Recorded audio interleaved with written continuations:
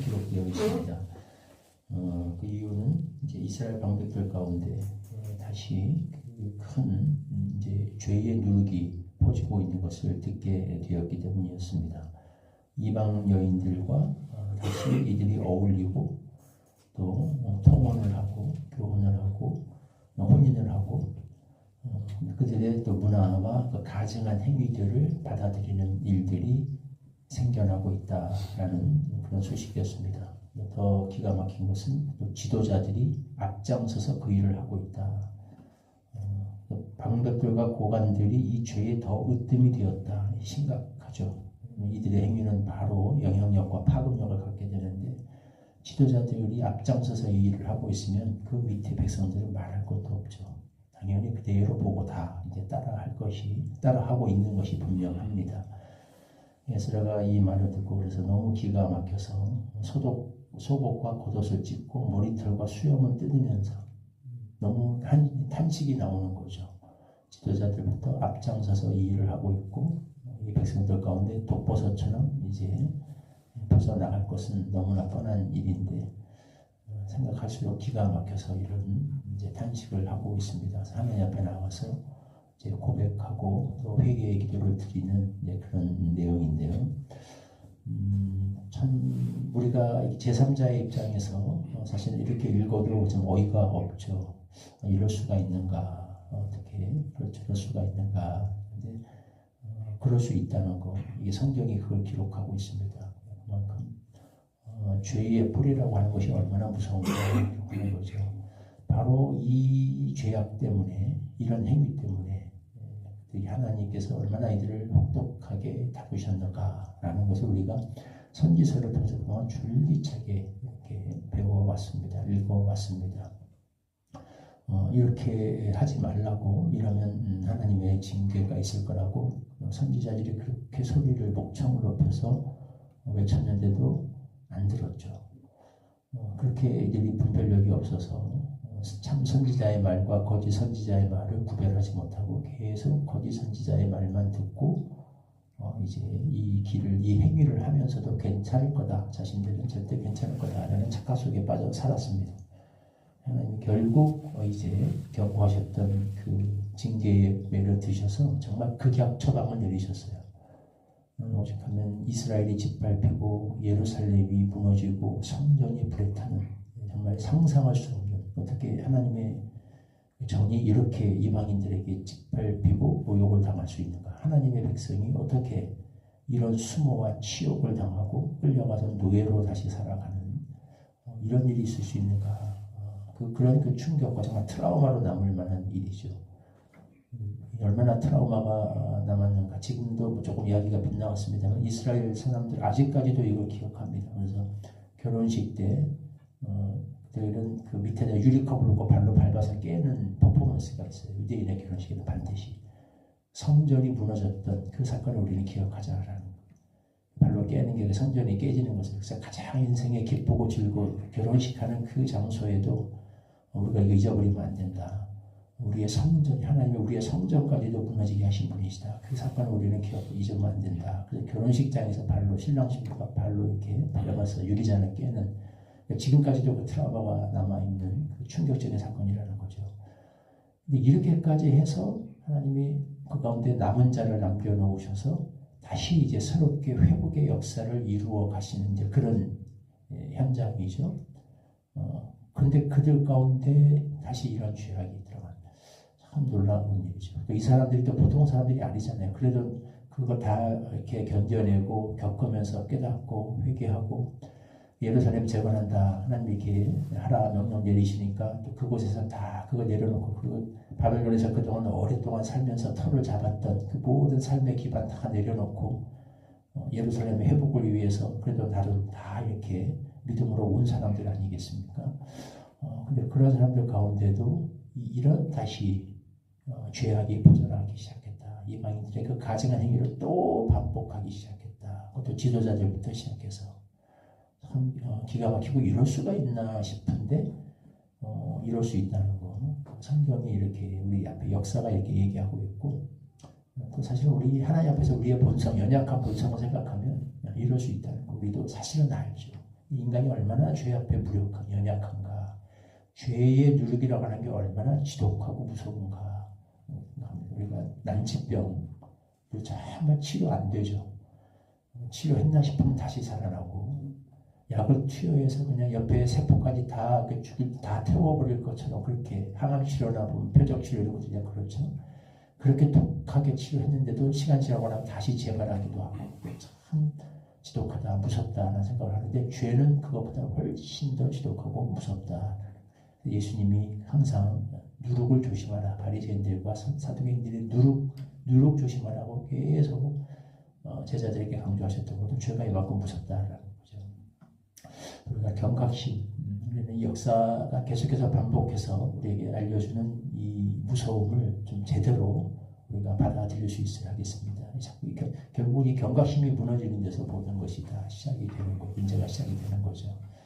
그래서 에스라는 여기서 이제 회개하죠. 회개하고 사람들을 이 회개의 기도에 동참할 사람들을 불러 모읍니다. 그때 모인 사람들이 있었어요. 이 사람들과 이 사람들의 무너진 사람들의 차이는 뭔가? 어디에서 이런 차이가 났는가? 분명히 얘기하죠. 여기 모인 에스라의 그 회개 기도에 동참하기 위해서 모인 사람들의 특징은 4절에 이렇게 나와 있습니다. 이에 이스라엘의 하나님의 말씀으로 말미암아 떠는 자들이 사로잡혔던 이 사람들의 죄 때문에 다 모여들었더라.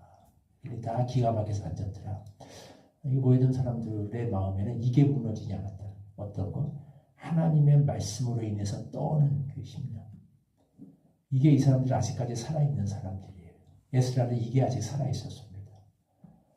다른 말로 하면 이 죄의 누룩에 잠겨진 사람들은 어느 순간인가 이걸 잃어버린 거죠. 하나님의 말씀을 들을 때 떨려야 되거든요. 그 앞에서 하나님의 말씀을 인하여 떠는 자들, 하나님의 그 말씀이 엄중하게 우리에게 하고 있는 그 말씀 때문에 가슴이 떨리고 그 앞에서는 이게 어떤 공포심이 아니죠. 하나님은 무서워서 공포한 그게 아니라 하나님을 향한 정말 그분 앞에서의 우리가 최고의 어떤 그 존엄과 위엄을 가진 분 앞에 설 적에 한없이 존경하고 사모하면서도 그 긴장이 되어서 그 앞에 마음이 떨리는 것처럼 그런 경외심을 말하는 거죠. 그 하나님의 말씀 앞에서 그 떠는 그 심정, 떨 수 있는 그 경외심, 이걸 아직까지 가지고 있는 사람들, 이 사람들은 모여서 이것 때문에 기가 막혀 합니다. 가슴을 치면서 회개에 동참을 해요. 이거 우리가 가장 중요한 것은 하나님의 말씀 앞에서의 우리가 경외심, 이게 무너지지 않는 것이 얼마나 중요한가. 이게 살아있을 때 우리가 영적인 긴장감을 놓지 않을 수 있고 죄에 대한 경각심을 놓지 않을 수 있고 조심합니다. 건강이 무너지는 것도 그렇잖아요. 한번 큰 대가를 치르고 나서 이제부터 정말 신경 써야겠다. 이게 얼마나 무서운가 하게 되면 그게 살아있으면 음식도 가려서 먹고 운동도 열심히 하고 약도 잘 먹고 처방도 잘 따르고 합니다. 근데 어느 순간부터 이제 그게 희미해지면 약해지면 그때부터 이제 아무렇게나 행동하고 또 아무거나 먹고 또 몸에 안 좋은 일들을 또 어느 순간에 하게 되죠. 이게 무너지지 않는 것이 얼마나 중요한가. 자세히 하나님 항상 이런 자를 찾으신다고 합니다. 하나님의 말씀을 인하여 떠는 자. 그래서 우리에게 큰 위기가 찾아오기 전에 육신적 질병도 그렇지만 영적인 위기가 찾아오기 전에 전조 증상을 우리는 먼저 점검할 수 있어야 돼요. 하나님의 말씀 앞에서 내가 떨고 있는가? 하나님의 말씀을 들을 때 이것이 어떤 나에게 임팩트를 가지고서 다가오는가? 이게 여전히 살아있다면 하나님의 말씀을 들을 때 내 마음에 은혜가 되고 말씀을 들을 때 때로는 내 마음이 떨리고 이 말씀을 들을 때 내가 긴장이 되고 감동이 되고 이런 말씀이 나의 마음을 움직이고 떠는가? 이게 살아있으면 아직 살아있는 거죠. 어느 순간부터 이게 사라진다면 우리 마음은 길과 같이 되어가고 있는 거고 어느새 가시덤불이 되어가고 있는 거고 죄의 누룩이 이제 점점 파고 들어올 틈과 여지를 우리가 주고 있는 거죠. 그래서 이것을 우리는 항상 살필 수 있어야겠다는 겁니다. 그리고 에스라의 이 기도, 회개 가운데 에스라는 또 왜 이렇게 회개할 수 있었는가? 두 번째, 첫째는 하나님의 말씀에 대하여 떠오는 경외심 때문에, 두 번째는 사실은 이건 에스라의 죄는 아니거든요. 여기 모여든 사람들은 죄가 없어요. 잘못이 없어요. 다른 사람들이 지금 여기 모이지 않는 사람, 회개하려고 기도 정작 잘못이고 죄를 지은 사람들은 여기 모이지 않은 사람들이 죄를 지은 겁니다. 되게 보면 그렇죠. 온 사람들은 어떤 모임에도 되게 온 사람들의 뜻이 있어서 온 거고 안 모인 사람들이 사실은 문제인 건데. 그래서 이제 어떨 때 참 얘기하기도 그렇습니다. 대개는 그 책망을 들어야 할 사람들은 안 듣고 모인 사람들한테 이제 이런 얘기를 하게 되는 그런 일들을 우리가 반복하게 되는 좀 그런 것들이 있죠. 여기도 그런 상황인데, 근데 그럼에도 불구하고 이들은 모여서 다 이렇게 애통하며 회개합니다. 왜? 그들의 죄악을 하나님 앞에서 나의 죄악으로 지금 끌어안고 회개하고 있습니다. 이게 되게 중요하죠. 그들이 모여서 생각하면 다 막 이를 갈고 분통을 터치고 화를 내면서 왜 저 따구로 사는가? 저 쓰레기 같은 인간들 때문에 아주 그냥 분노가 치민다, 화가 난다. 사실 이제 이렇게 해야 우리 인간이 정서일 것 같죠. 자신들은 안 그래. 이 사람들이 깨끗한 사람들이 보이는 거고, 의로운 사람들이 보이는 거 있잖아요. 잘한 사람들이 보이는 거고, 잘못한 사람들은 따로 있잖아요. 이게 그래서 그러지 않았다면 그들 비방하고 정죄하고 저들 왜 저런가? 나는 안 그런데 이런 식으로 기가 막히다. 이렇게 하지 않았습니다. 하나님 앞에서 이 모든 걸 다 뭐라면 우리의 죄라고 해요. 우리의 죄 때문에 우리가 하나님을 슬프시게 하나님이 우리에게 어떤 은혜를 베푸셨는데 우리에게 잠시 동안 은혜를 베푸셔서 얼마나 남겨줘서 피하게 하신 그 정말 남은 자가 되게 하신 그 처소에 박힌 거룩한 목까지 하셨는데 하나님이 우리를 소생하게 해주셨는데 그런데 이런 우리가 하나님 앞에 어찌 이런 죄를 또 짓는단 말인가. 여기서 이런 애통함과 그런 그 회개의 기도로 이어지게 되는 거죠. 이 죄 앞에서의 거룩한 분노가 타인을 향한 어떤 비방과 정죄와 또 자기 의와 우리는 다르다라는 어떤 이런 그런 인간의 의로 공로의식으로 이어지는 것이 아니라 그것이 나의 슬픔으로 우리의 슬픔으로 하나님 앞에 정말 이건 나의 것으로 끌어안고 나아가는 이런 중보의 기도로까지 이어지는 게 이 자세 항상 기억해야 되죠. 나의 공동체 안에서 다 우리는 주의 몸된 하나의 지체로서 몸된 교회의 일원으로서 이런 연대 책임의식을 가질 수 있어야 합니다. 나는 다르다, 우리는 다르다, 쟤들은 저렇다, 왜 저렇다, 쟤들이 문제다 라는 것이 아니라 모두 하나님 앞에서 나의 죄악으로 우리의 죄악으로 그래서 나의 문제인 것으로 우리 교회가 아무리 내가 아무리 잘해도 교회에 문제가 있으면 그것은 나의 문제로 우리는 끌어안고 슬퍼할 수 있어야 되고 우리 교회가 아무리 달라도 한국 교회가 어떤 하나님 앞에서 이런 문제가 있다면 그것이 우리의 슬픔이 되고 우리의 아픔이 되고 우리의 책임의식이 될 수 있는 이런 것에서 이런 의식이 살아있을 때 에스라와 또 백성들 같은 이런 기도를 드릴 수 있고 그럴 때 하나님의 또 은혜와 회복이 또 임하게 되는 소망의 통로가 될 수 있다는 겁니다.